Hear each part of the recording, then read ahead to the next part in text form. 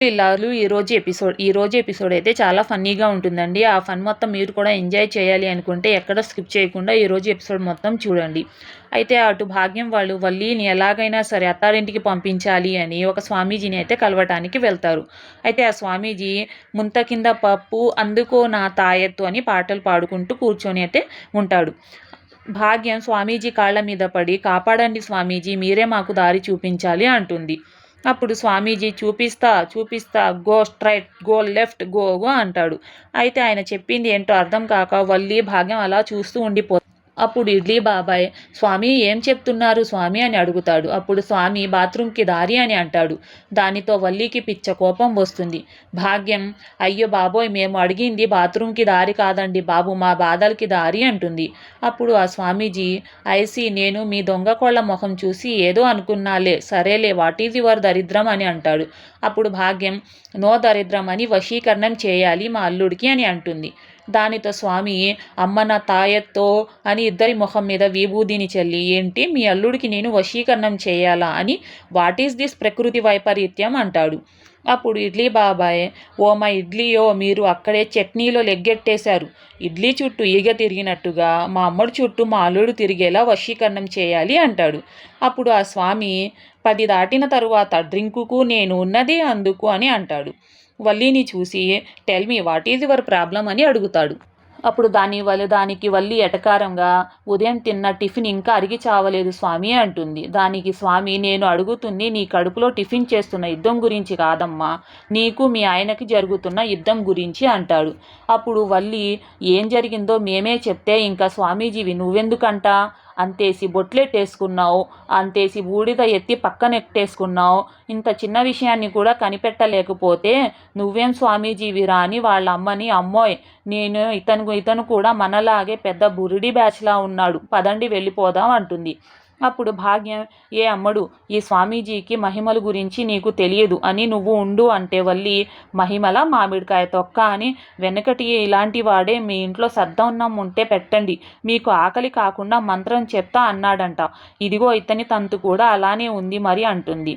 దానికి స్వామీజీకి కోపం వచ్చి, జనక్ జనక్ పాయల్ బాజీ అని విభూదిని మళ్ళీ ముఖం మీద చల్లుతాడు. దానితో ఇడ్లీ బాబాయ్ భాగ్యం భయపడి, బాబోయ్, పేషెంట్ రోగం చెప్పాలి, డాక్టర్ వైద్యం చేయాలి, అలాగే ఇడ్లీ మనం వేయాలి, కస్టమర్ తిని పెట్టాలి అని అంటారు. అప్పుడు స్వామీజీకి కోపం వచ్చి, బొందరా నీ బొంద అని అరుస్తూ, ముందు నాకు ప్రాబ్లం ఏంటో మీరు చెప్పాలి, దానికి నేను పరిష్కారం చెప్పాలి అంటాడు. అప్పుడు భాగ్యం, ప్రాబ్లం నేను చెప్తా అని జరిగింది మొత్తం చెప్పి, అది స్వామీజీ అర్థమైందా అంటాడు. అప్పుడు స్వామీజీ, ఆ మామూలుగా కాదు, ఆరేసుకోబోయి పారేసుకున్నానే హరి అన్నంత క్లియర్గా అర్థమైంది అని, మీ అల్లుడు పచ్చి తాగుబోతు, రోజు వచ్చి మీ అమ్మాయిని రోజు ఇబ్బంది పెడుతున్నాడు, ఇక మీ అత్తమామలైతే బాండీలో పచ్చిమిర్చి వేపినట్టుగా వేపు తింటున్నారు, అంతే కదా అంటాడు.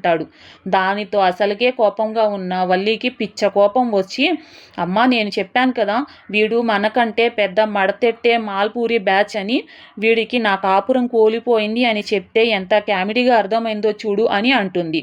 అప్పుడు ఇడ్లీ బాబాయ్, అమ్మడు నువ్వు ఆగు, పల్లీ చట్నీలో అల్లం చట్నీ కలిసినట్టు మీ అమ్మ చెప్పడంలో కూసంత కన్ఫ్యూజ్ అయినట్టుంది అని, నేను ఇడ్లీలో వెన్న కలిపినట్టుగా నేను చెప్తా ఉండు అని, స్వామి అసలు ఏం జరిగిందంటే అని మొదలు పెడుతుంటే, స్వామి, ఆపు ఆపు అని, మీ దరిద్రం ఒక్కసారి వినటానికే చిరాకు వస్తుంది, మళ్ళీ ఇంకో రెండోసారి కూడా వినాలా, మీ అమ్మాయి చుట్టూ మీ అల్లుడు తిరిగేలా వశీకరణం చేయాలి, అంతే కదా అంటే భాగ్యం, ఇడ్లీ బాబాయ్, అంతే స్వామి అని, మా అల్లుడు కుక్క పిల్లలాగా మా అమ్మడు చుట్టూ తిరుగుతూనే ఉండాలి అంటారు. అప్పుడు స్వామీజీ, ఓకే, 1000 నా హ్యాండ్కి కొట్టండి, ఈ తాయెత్తు మీ హ్యాండ్కి కట్టుకోండి అంటాడు. అప్పుడు భాగ్యం, 1000 లేదు, నో బడ్జెట్ స్వామి, 100 పెట్టనా అంటుంది. అప్పుడు స్వామి, దరిద్రానికి బాగా దగ్గర చుట్టంలా ఉన్నారు కదా మీరు అంటాడు. అప్పుడు వాళ్ళు కూడా అవును అని తల ఊపుతూ ఉంటారు. అప్పుడు స్వామీజీ, సరేలే, దరిద్రుడి మ్యారేజ్కి వచ్చిందే కట్నం అని ఇవ్వండి అని తాయెత్తు ఇచ్చి భాగ్యానికి మీ అల్లుడికి కట్టండి అని అంటాడు. మీరు అనుకున్నది జరుగుతుంది అని అంటాడు. దానితో వల్లి, ఇది మా బాకి చేతికి కడితే నిజంగా జరుగుతుందా అంటే జరుగుతుంది, వెళ్ళండి అని అంటాడు. అయితే వాళ్ళు అక్కడి నుంచి అయితే వెళ్ళిపోతాడు. ఇటు రామరాజు టీ అయిందో లేదో తెలుసుకో అని తిరుపతికి వంటగదిలోకి పంపుతాడు. అయితే తిరుపతి సంగీతంతో లోనకి వెళ్తాడు. అక్కడ టీ పెడుతున్న ప్రేమ కూడా తిరుపతితో పాటు కలిసి సంగీతం మొదలు పెడుతుంది. దానితో బాబాయ్ కూతురు కలిసి సంగీత కచేరీ అయితే మొదలు పెడతారు. అలా పాడుకుంటూ బయటకు వస్తారు. కోపంగా ఉన్న రామరాజును చూసి తిరుపతి ప్రేమకి సైగలైతే చేస్తాడు. మీ మామ కోపంగా ఉన్నాడు, టీ ఇవ్వమని. అప్పుడు ప్రేమ రామరాజుకైతే టీ తీసుకొని వస్తుంది. అప్పుడే ధీరజ్ ప్రేమకి ఫోన్ చేసి ఏ రాక్షసి ఎగ్జామ్ ఎలా రాశావు అంటాడు. దానికి ప్రేమ ఏ ఎగ్జామ్ అమ్మా, 10th ఎగ్జామా, ఇంటర్ ఎగ్జామా అని మనం ఏ ఎగ్జామ్లో అయినా టాపరే, ఫెయిల్ అనేది నా బ్లడ్లోనే కాదు కదా, నా బ్లడ్ గ్రూప్లో కూడా లేదు అంటుంది. అయితే ధీరజ్ అవునా, అందుకేనా ఎస్ఐ ఎగ్జామ్లో ఫెయిల్ అయి చచ్చావు అంటాడు. దానికి ప్రేమ ఏంటి పోలీస్ ఎగ్జామ్ పోయిందా అని బాధపడుతుంది. అప్పుడు ధీరజ్ మామూలుగా పోవడం కాదే, ఫెయిల్ అయిన లిస్టులో లాస్టులో ఉన్నావు అంటాడు. ఎగ్జామ్ ముందు రోజు ఒకసారి రివిజన్ చేసుకొని చావవే అంటే అవసరం లేదు, ఒకసారి చదివితే చాలు, 100 సార్లు చదివినట్టే ఆన్సర్స్ అన్నీ బ్రెయిన్లో స్టోర్ అయిపోయాయి అని ఎగ్జామ్ పిచ్చెక్కిచ్చేస్తాను అని చెప్పావు. ఇదేనా పిచ్చెక్కించడం అంటే? నేను నీలా కాదు, చాలా తెలివిగల దాన్ని అని చాలా బిల్డప్లు ఇచ్చావు కదే, ఇదేనా నీ తెలివితేటలు అని తిడతాడు. దానితో ప్రేమ ప్రస్తుతం మీరు మాట్లాడుతున్న కస్టమర్ పరారీలో ఉంది, ఎప్పుడు దొరుకుతారో తెలియదు అని అయితే ఫోన్ కట్ చేస్తుంది.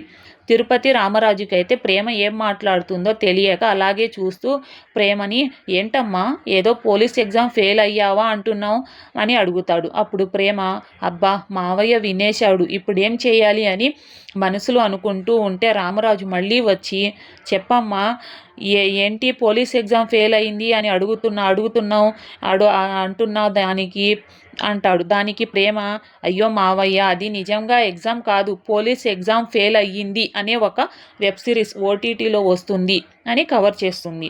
అప్పుడు రామరాజు ఓటీటీ ఎగ్జామ్ అని తెలియక కన్ఫ్యూజ్ అవుతూ ఉంటాడు. అప్పుడే తిరుపతి మధ్యలో వచ్చి బావా ఓటీటీ అంటే సినిమాలు సిరీస్ చూసే యాప్, ఫోన్లో కంప్యూటర్లో టీవీలో ఉంటుంది, దీని గురించి నీకు తెలియదు, నువ్వు టిక్ టిక్ అని నొక్కుకునే ఫోన్ గురించి తప్ప, అయినా 1970లో పుట్టావు, నీకు వీటి గురించి తెలియదులే బావా వదిలేయ్, అయినా మనం ఇద్దరం క్లాస్మేట్స్ కదా, అందుకే నీకు ఒక సలహా ఇస్తాను బావా అని, నువ్వు చాలా ఎదగాలి బావా అని అంటాడు.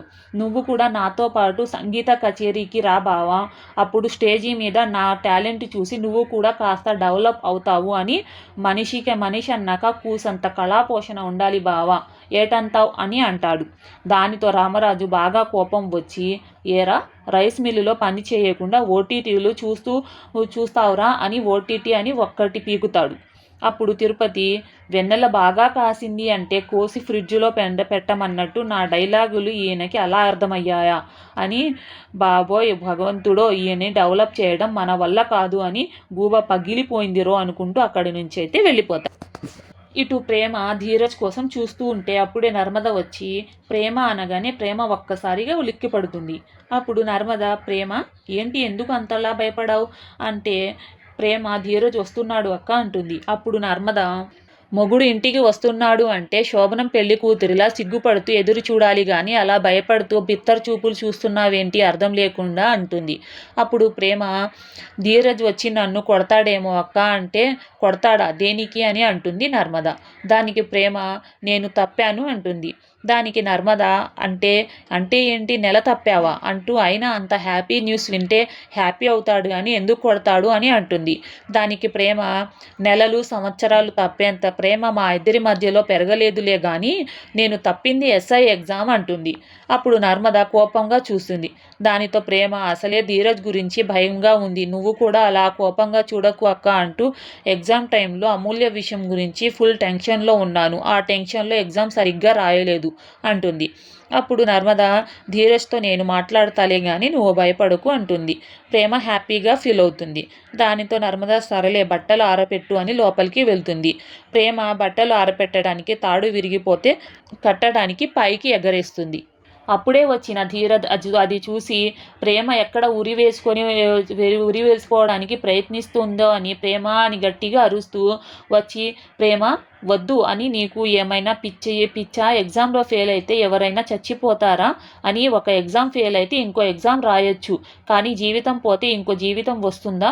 ఇదేమైనా ట్రైన్ అనుకుంటున్నావా? ఒకటి పోతే ఇంకోటి వస్తుంది, ఎక్కొచ్చులే అనుకోవడానికి, ఇది జీవితం అంటాడు. అప్పుడు ప్రేమ మనసులో, ఓహో, నా చేతిలో తాడు చూసి నేను ఎగ్జామ్లో ఫెయిల్ అయినందుకు ఏదో చేసుకుంటున్నా అని మన హీరో షాక్ అయ్యాడన్నమాట. అమ్మయ్య, మన మన షార్ట్ టెంపర్ గాడికి కోపం తగ్గించడానికి మనకి భలే సానుభూతి ఆయుధం దొరికింది అని చెలరేగిపోయి జీవించేద్దాం అనుకుంటుంది. అప్పుడు ధీరజ్, ఇలా చూడు ప్రేమ, ఎగ్జామ్ అనేది జీవితంలో ఒక భాగం, ఎగ్జామే జీవితం కాదు అని తెలుసుకో అంటే, ప్రేమ, నువ్వు చెప్పినంత సింపుల్గా, నువ్వు తీసుకున్నంత ఈజీగా నేను తీసుకోలేకపోతున్నారా? ఎందుకంటే నువ్వు దగ్గరుండి నన్ను తీసుకెళ్ళి నాతో ఎగ్జామ్ రాయించావు. నేను ఎగ్జామ్ బాగా రాసి పాస్ అయ్యి పక్కా ఎస్ఐ జాబ్ కొట్టి తీరుతానని నాకంటే ఎక్కువగా నువ్వే నన్ను నమ్మావు.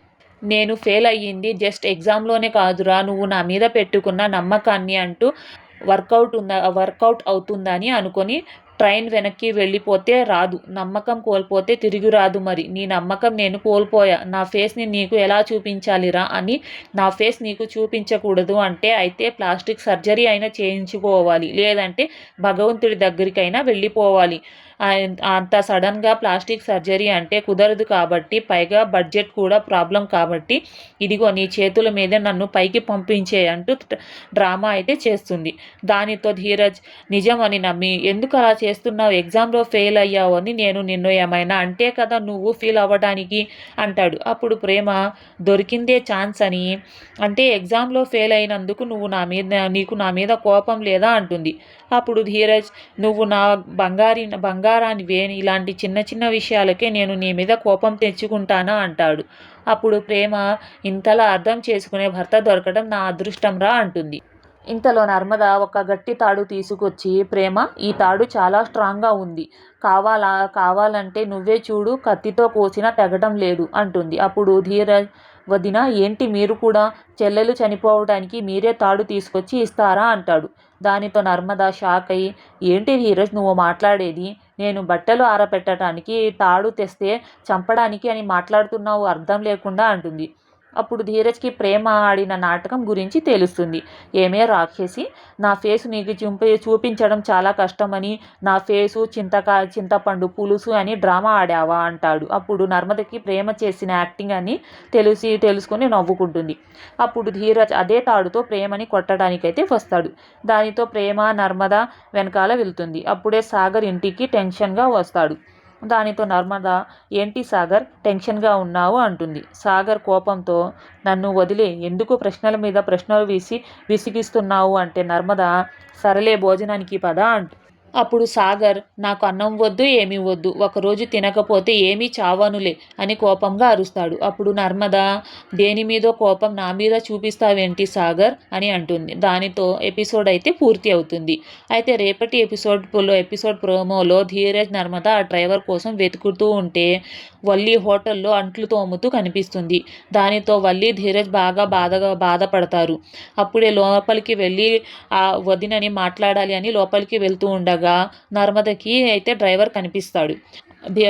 ధీరజ్ అయితే ఆ డ్రైవర్ని పట్టుకొని కొడతాడు. అప్పుడు ఆ డ్రైవర్ భాగ్యం వల్లి పేర్లు చెప్తాడా లేదా సేనాపతి పేరు చెప్తాడా అని రేపటి ఎపిసోడ్లో అయితే మనం చూద్దాం.